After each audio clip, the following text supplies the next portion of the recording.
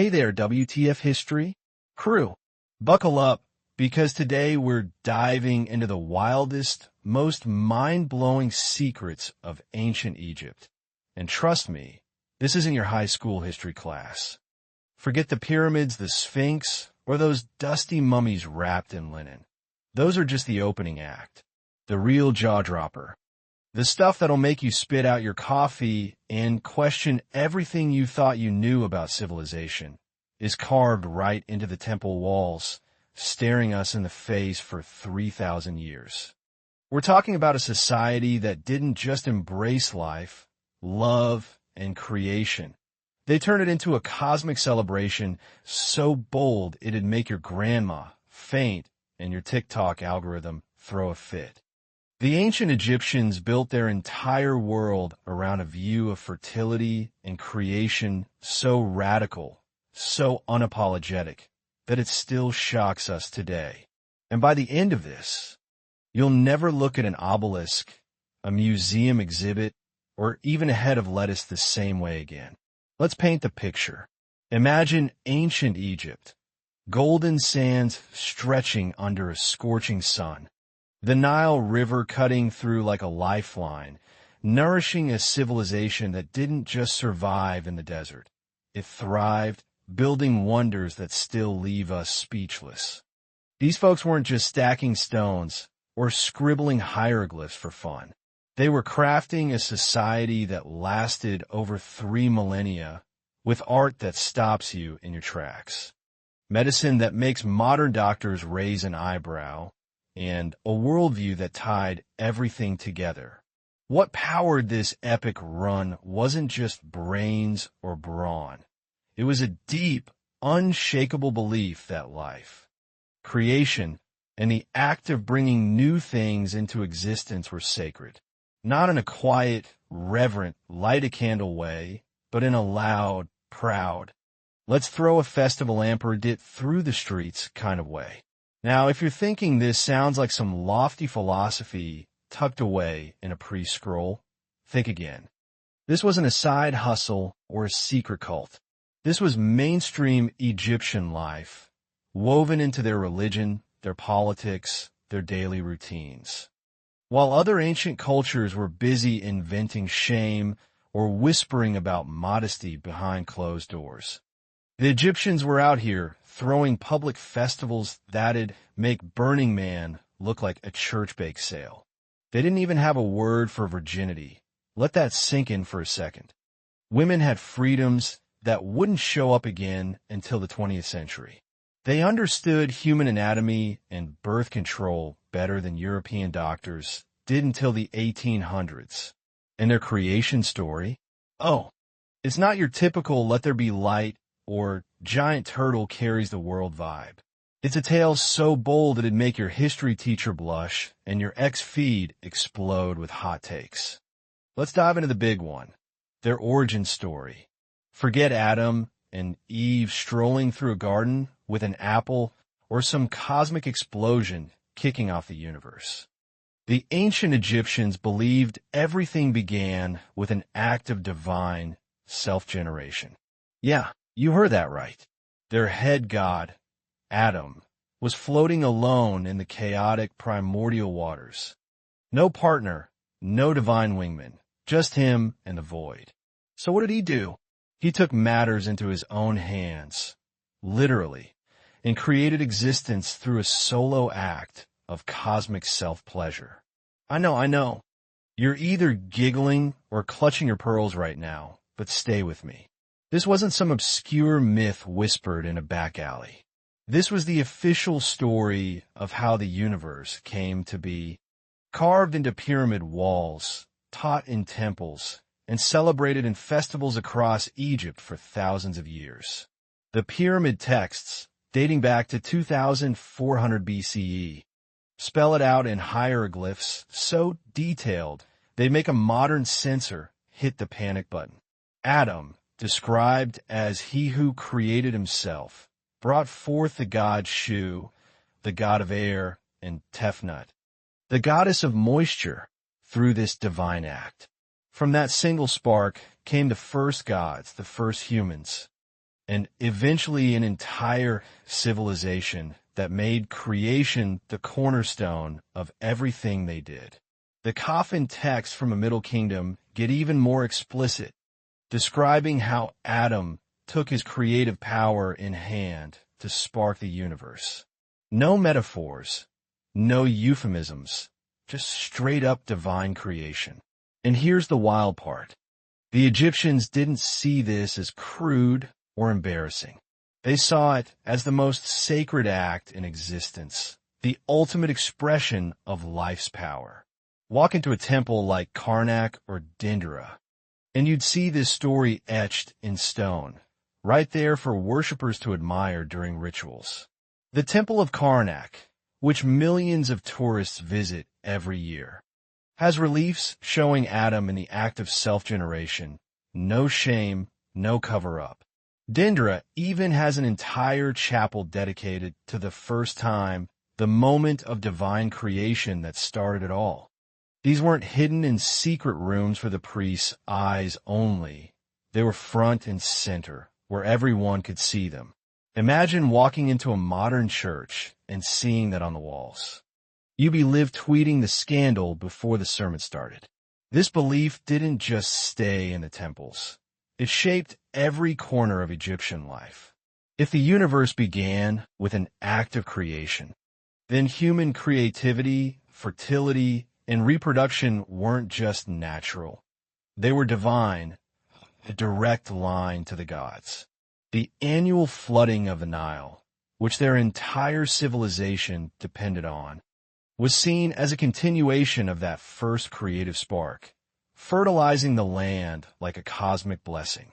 Priests performed rituals mimicking Adam's act to ensure the floods came on schedule. A papyrus found in the Turin Museum in 2007, mistranslated for decades, gives us the details. Priests would simulate the creative act while chanting hymns, not in some shady basement, but as part of official religious ceremonies.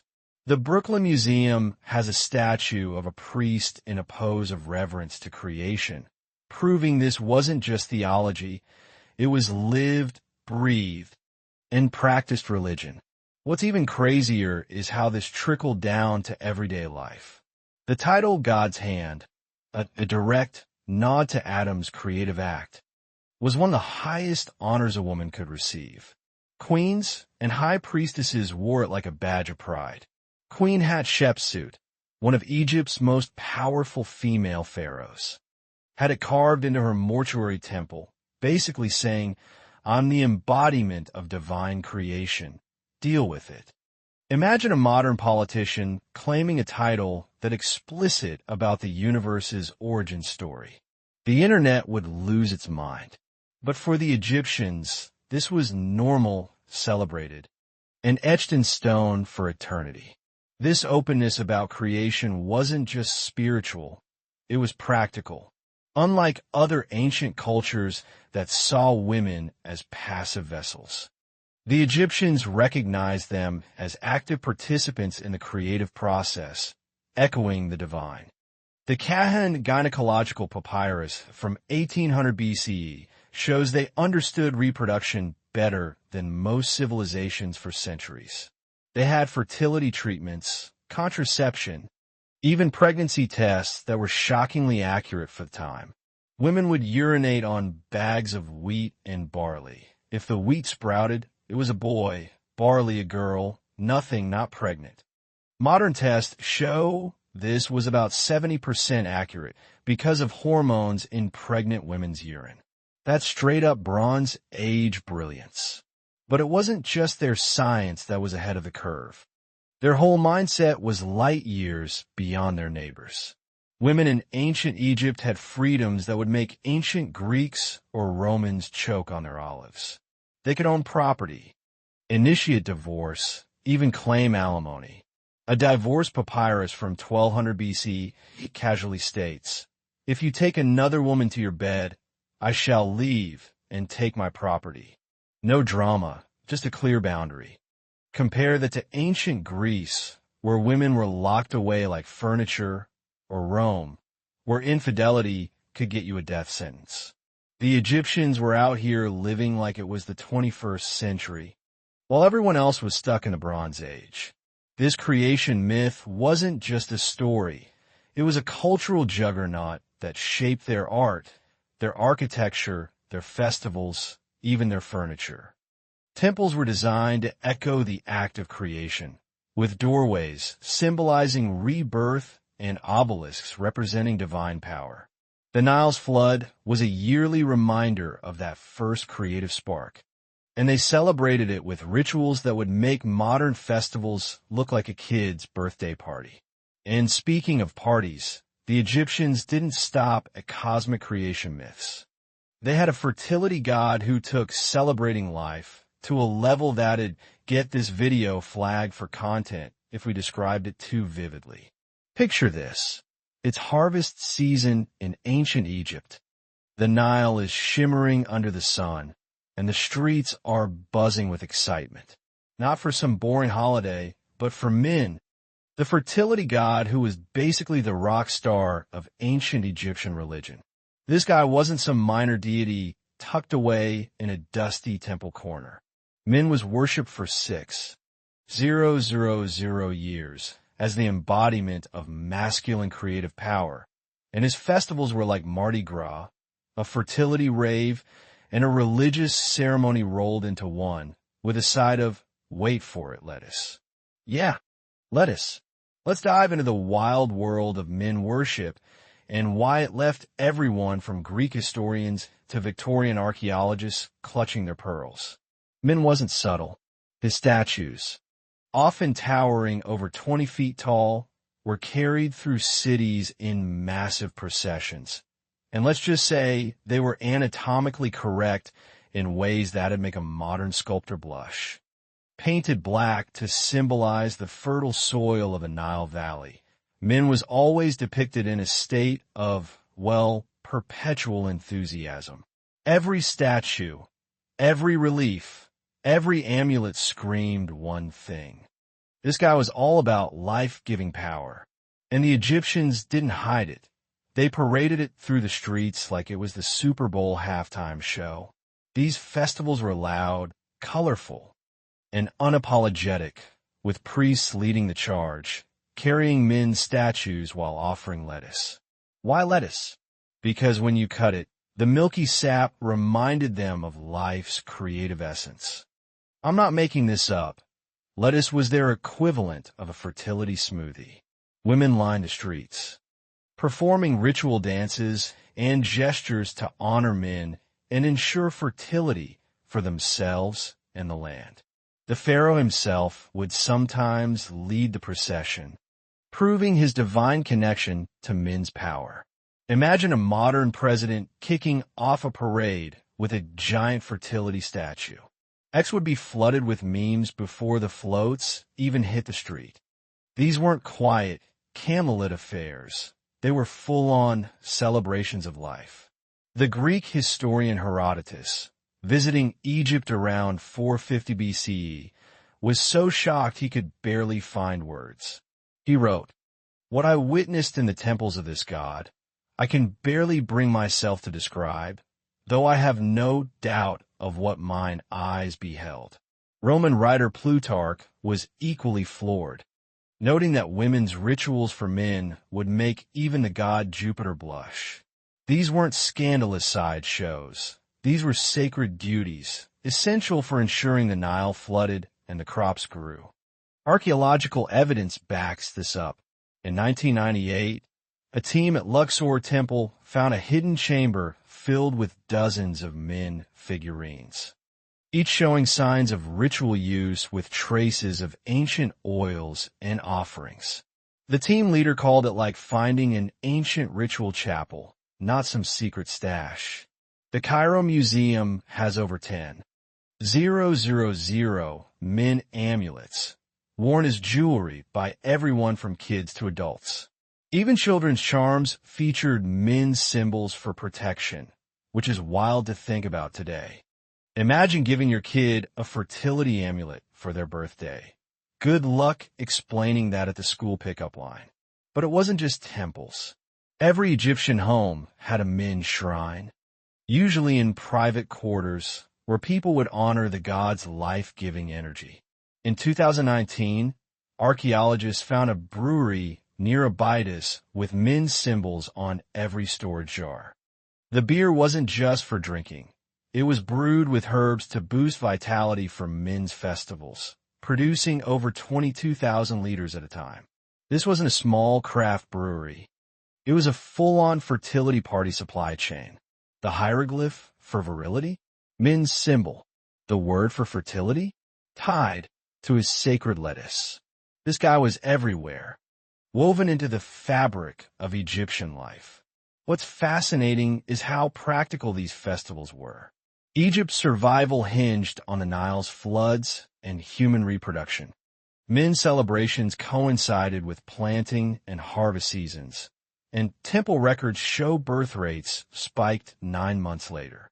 The gods delivered, even if through very human means. But the openness shocked outsiders for centuries.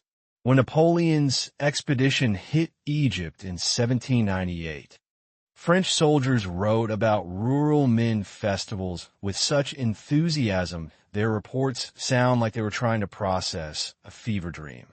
Victorian travelers were so horrified they tried to hide men's statues in museum basements, some of which are still there today.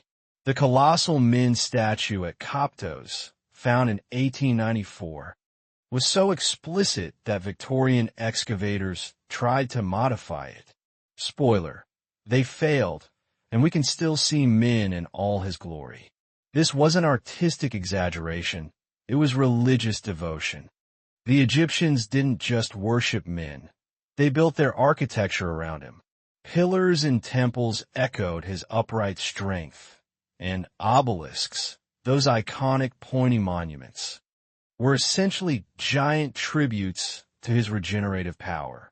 Your tour guide might call them sun symbols, but the hieroglyphs are clear. These were monuments to creation itself. This openness about fertility shaped how Egyptians saw gender and reproduction. Women weren't sidelined. They were central to the divine creative process.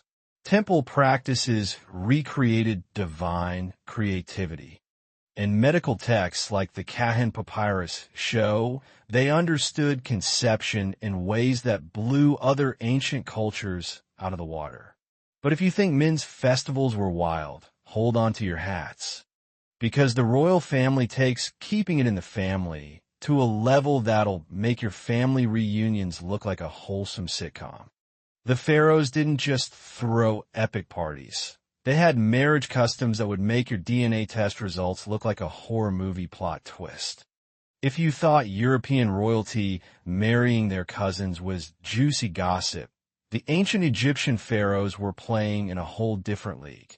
For over 3,000 years, pharaohs married their siblings, their daughters, sometimes both, and it wasn't a scandal swept under the palace rug. It was official policy, religious duty, and the backbone of their divine kingship. This wasn't a one-off or a hushed-up affair. It was proudly proclaimed on temple walls and official documents. Let's dive into the royal family drama that makes Game of Thrones look tame. Take King Tutankhamun, the boy king with the golden mask who's basically Egypt's poster child. When researchers finally got to analyze his mummy in 2010, they were expecting some royal family tea. What they found was a genetic plot twist. Tut's parents weren't just related, they were full siblings. His grandparents? The same people on both sides. His family tree wasn't a tree, it was a circle. Tut himself married his sister, Enkhsenamun, who was also his wife and, well, his sister. The genetic fallout was brutal. Tut had a clubfoot, severe scoliosis, and needed a cane to walk at 19.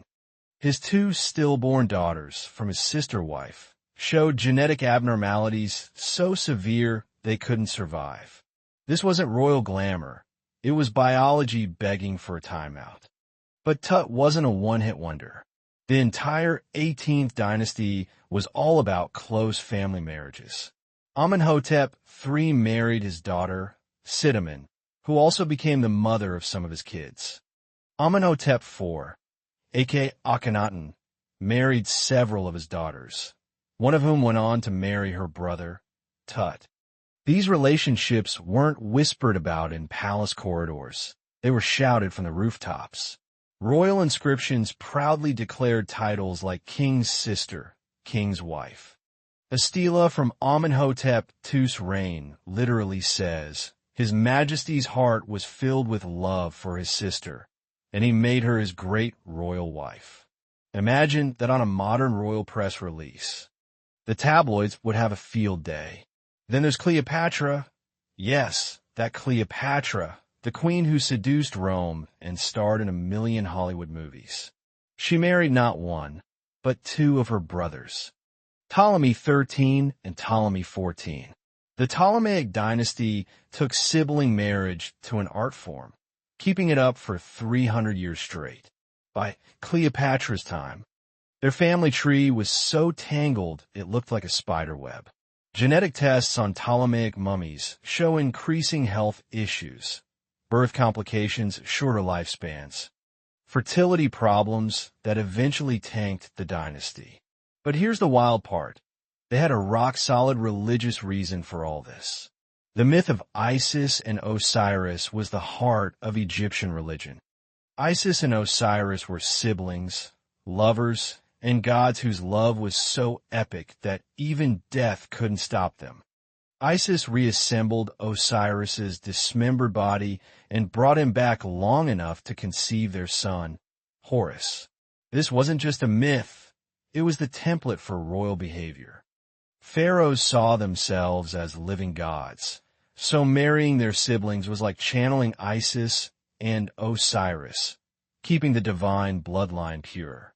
Marriage contracts between royal siblings used the same legal language as any other marriage, as if it were the most normal thing in the world.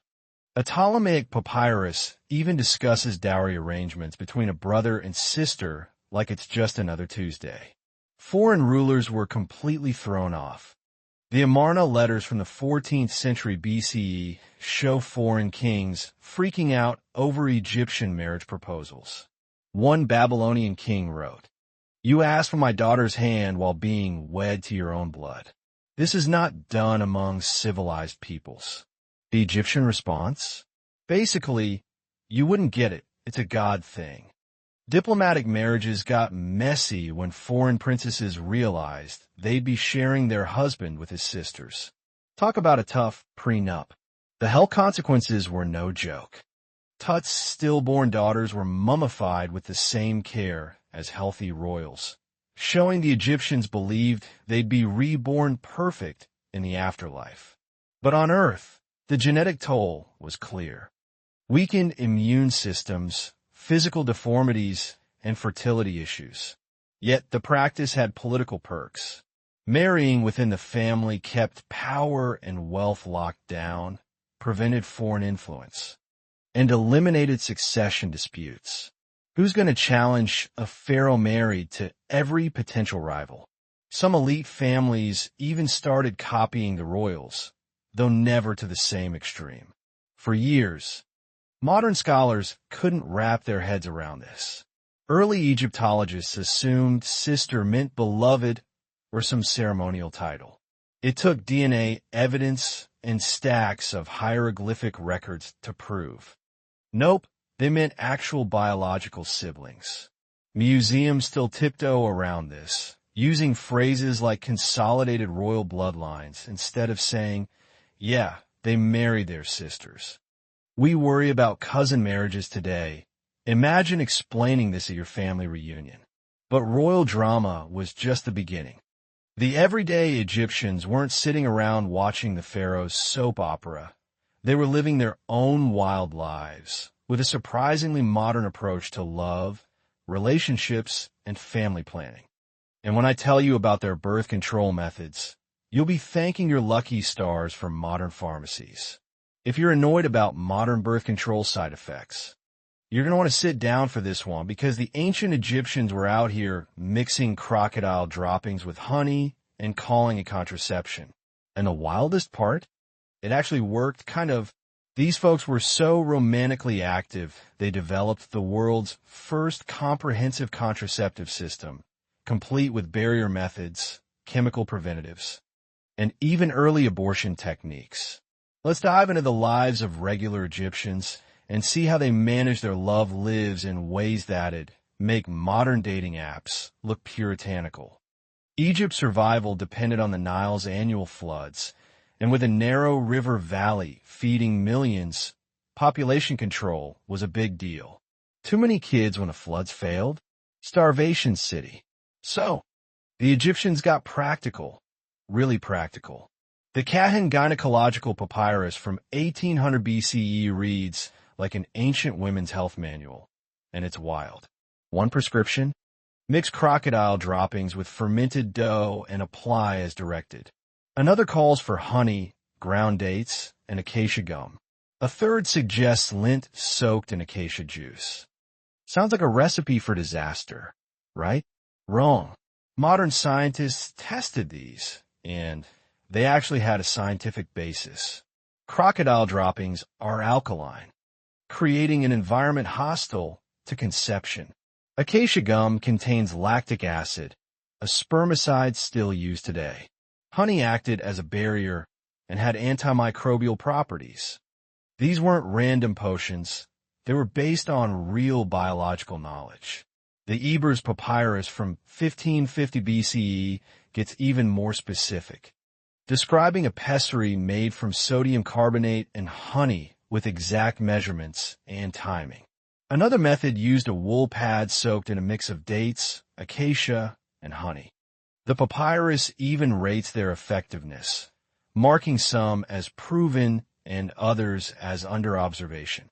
These folks were running clinical trials 3,500 years before modern medicine.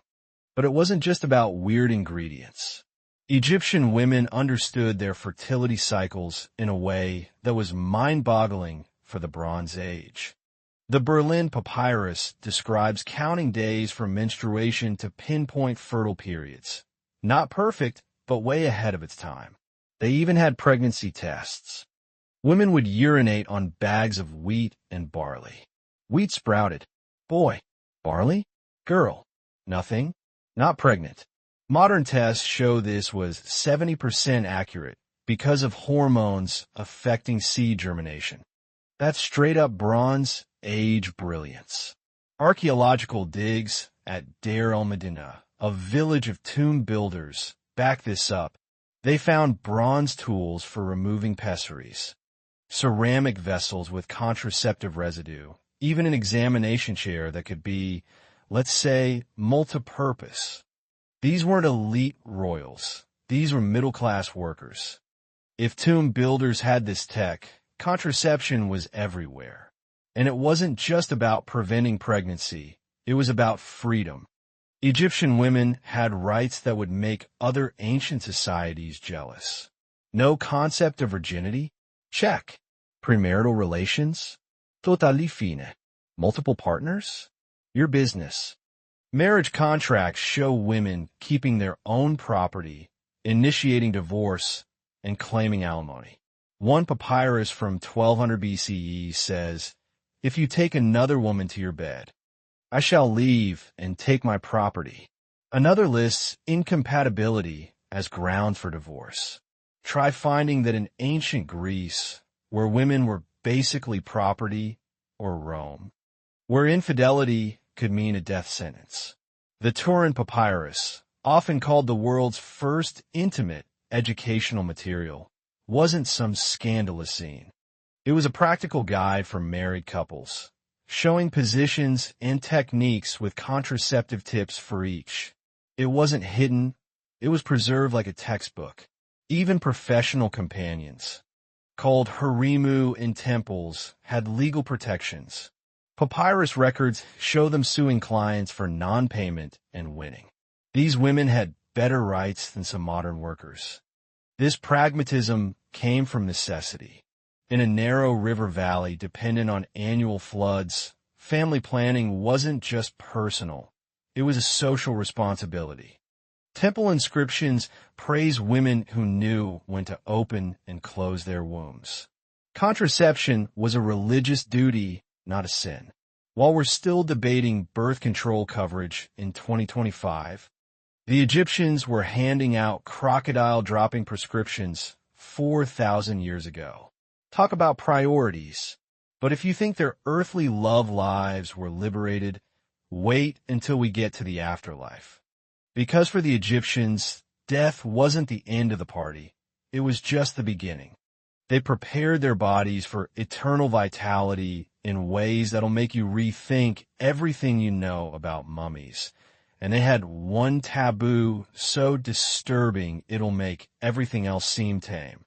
We've made it to the grand finale, WTF history? Fam, and it's a wild one.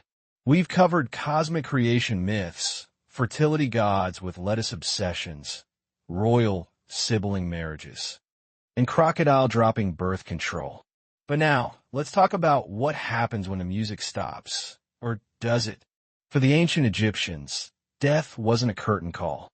It was the start of an eternal rager in a paradise of youth, beauty, and unlimited vitality. And when I tell you how they prepared for it, you'll understand why Victorian archaeologists spent so much time censoring their findings. Plus, there's one taboo so dark it'll make everything else seem like a sunny day at the Nile. Let's dive into the afterlife and wrap this epic journey up. The Egyptians didn't see death as a somber end. They saw it as a transformation into an eternal playground where you'd be young, vibrant, and ready to enjoy forever. The Book of the Dead, their afterlife instruction manual, is packed with spells for maintaining vitality in the field of reeds, their version of paradise. Spell 69 promises power for eternity. Another guarantees eternal youth and vigor. This wasn't about harps and clouds. It was about endless joy, beauty, and yes, pleasure with whoever you wanted, human or divine. Hieroglyphs are explicit. The deceased could unite with the divine forces of creation in ways that weren't exactly spiritual. Grave goods tell the story. Tutankhamun's tomb wasn't just stuffed with gold. It had oils and unguents labeled for eternal vitality. Nefertari, Ramses II's favorite wife, was buried with personal care items for afterlife enjoyment. Even poor people's graves had amulets ensuring everyone could join the eternal party, no matter their bank account. The Turin Papyrus, long mistaken for ancient art, shows positions for eternity. Moves so wild they required magical flexibility only possible in the afterlife. One scene boasts, in a field of reeds, the body knows no limits. This was a training manual for pleasures you couldn't even attempt on Earth. Mummification was key to this eternal vibe. When researchers analyzed mummies in the 2000s, they found bodies prepared with special techniques to preserve vitality, not just symbolically, but anatomically, using resin-soaked linen. Tut's mummy, Ramses II. Even non-royal mummies from the late period show this. In 2018, a tomb at Saqqara revealed wall paintings of a middle-class official enjoying eternal activities with human and divine partners. Captioned in detail, this guy spent years' worth of salary on tomb prep to ensure his afterlife was lit. Even kids got in on it. Children's mummies included fertility amulets and texts promising they'd grow into vibrant adults in the afterlife. The concept of eternal childhood? Nope. Everyone was destined for full-on adult vigor. Some tombs even had instructions for eternal regeneration, free from earthly limits like royal intermarriage. A Ptolemaic papyrus says, "In the field of reeds, all become as gods, and gods know no forbidden unions." Imagine planning your afterlife like it's a cosmic dating app with no restrictions. But here's where it gets dark. Despite all this openness, The Egyptians had one taboo so serious it'll make your skin crawl. When high-status people died, their bodies were kept at home for 3 days before embalming. Not for mourning, but to let decomposition set in. Why? To prevent violation of the deceased. Yep, you heard that right. They were so worried about inappropriate treatment that they let nature make the body less vulnerable. Herodotus, writing in 440 BCE, was horrified, noting that bodies of beautiful or high-ranking women were held until the 3rd or 4th day to stop embalmers from crossing lines. Court records from Deir el-Medina back this up.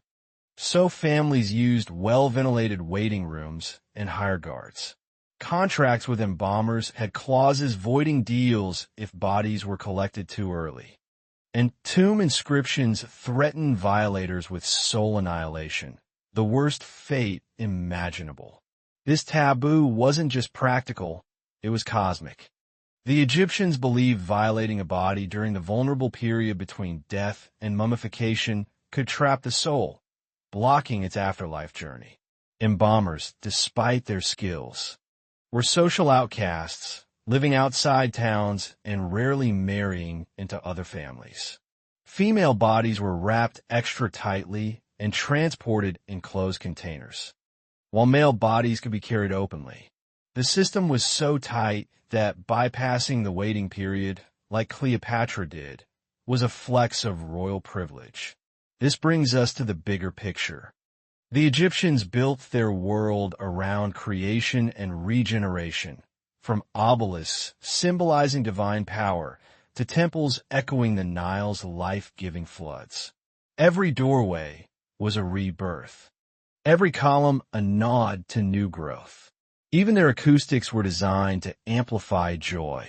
We walk past these monuments today, London's Cleopatra's Needle, New York's Central Park Obelisk, and snap selfies, and still create wonders that last millennia. Our modern taboos? They're not universal. They're recent. The Egyptians carved their truths in stone while we whisper about them. Their medicine, their art, their architecture all celebrated what we often hide. Next time you see an obelisk, you'll know it's not just a pointy rock. It's a 3,000-year-old monument to life itself. If this blew your mind, hit that subscribe button, drop a comment about which Egyptian custom shocked you the most, and share this with someone who thinks they know history. This is WTF History, and we're just getting started.